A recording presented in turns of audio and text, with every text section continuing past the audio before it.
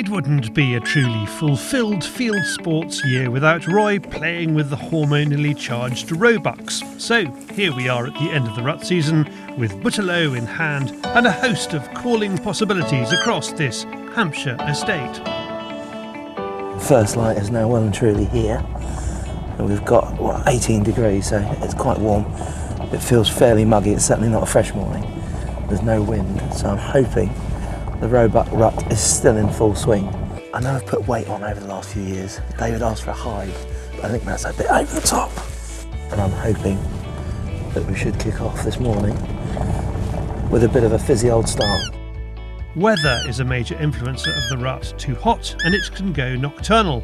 This summer, Roy has found early mornings have been most productive, which is why we're here at dawn. I've spoken to some friends and yeah, they've seen it all the way through the day and evenings, but yeah, from what I've seen this morning, we've definitely had a better time early mornings.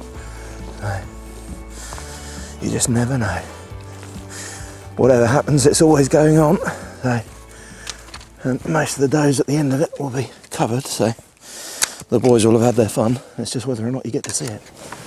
Okay, young doe. We'll just have a bit of a call. Just have a bit of a play with her, see what sort of response we get from her. And see if she's got a boyfriend in tow.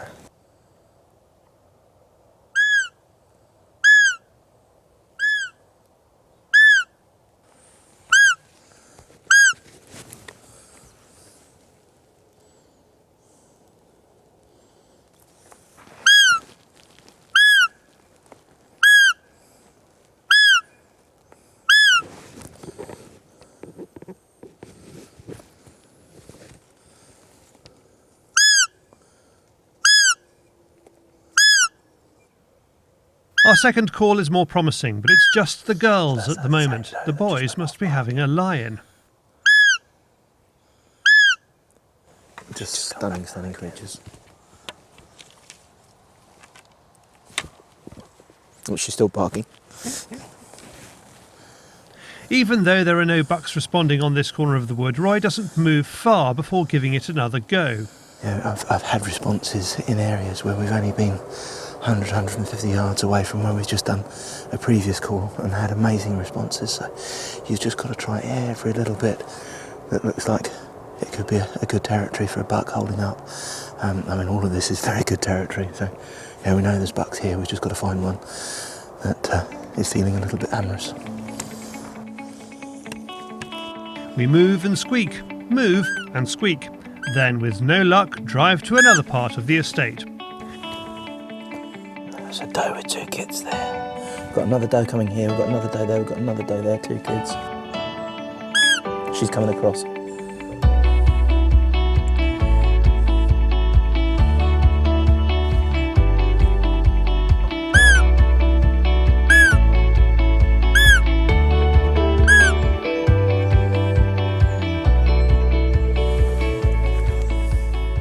There's a buck behind her, stay really still.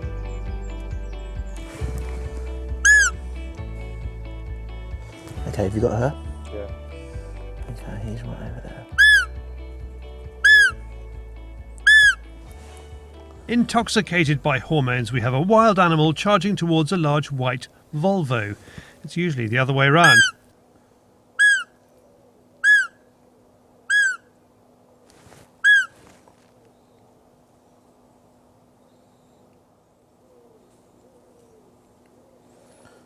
Well, that'll teach me for playing around. And we had a lovely response from a young doe coming out and came steaming across to us. And then a buck emerged on the back end of another doe. That buck has just gone in following a hot doe into the wood. We might be able to come round from the other side and just have a bit of a call and see if he'll come out the other side. So we'll just race around there, get to the other side of the wood, and hopefully he might still be in play. Get your rifle out this time. Who needs a rifle? It's beautiful. You don't need to shoot anything. It's lovely.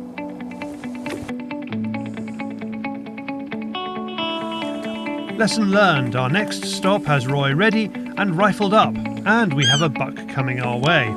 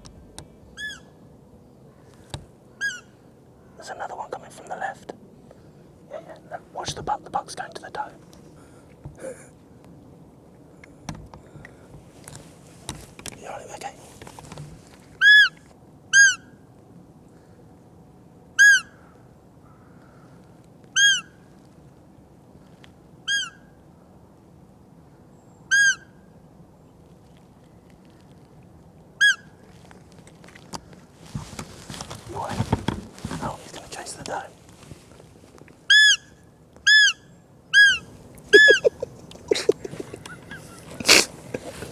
Excellent. That was a superb little reaction there.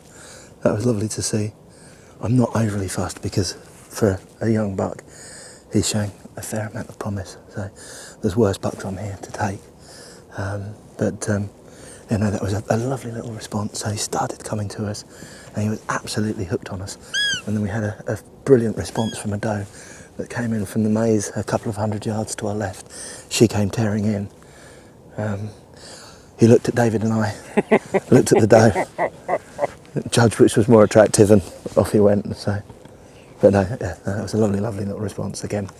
It's just a fantastic time to spend time out in the fields and in the forest and out in the woods and see exactly what's going on. And it gives you a phenomenal opportunity to really check all the deer out and see what's happening. With the heat rising fast, Roy knows we only have a short time left in the open fields.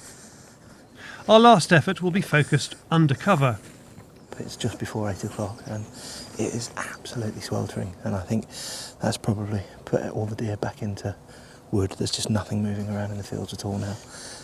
We had seen deer up on their feet and starting to get about, but it really has just shut down.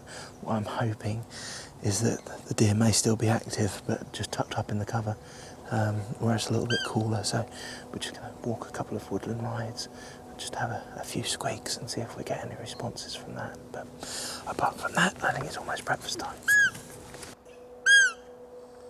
It's a first for us. The only thing Roy pulls from the undergrowth is a stoat.